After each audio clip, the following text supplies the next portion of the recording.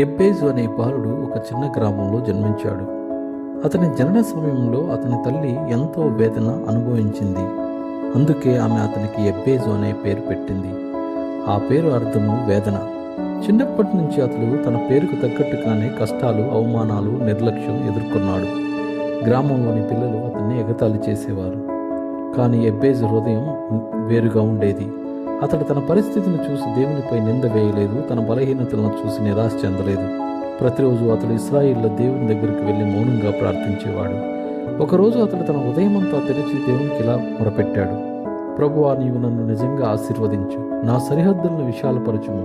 నీ చెయ్యి నాకు తోడుగా ఉంచుము. కీడు నాకు రాకుండా నన్ను దాని నుండి తప్పించుము. ఆ ప్రార్థనలో ఆర్భాటం లేదు, గొప్ప మాటలు లేవు, కానీ అది విశ్వాసంతో నిండిన ప్రార్థన.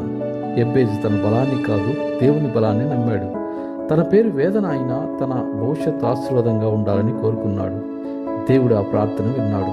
ఎబ్బేజు జీవితంలో మార్పులు మొదలయ్యాయి. అతని పనుల్లో విజయం వచ్చింది. అతని గౌరవం పెరిగింది.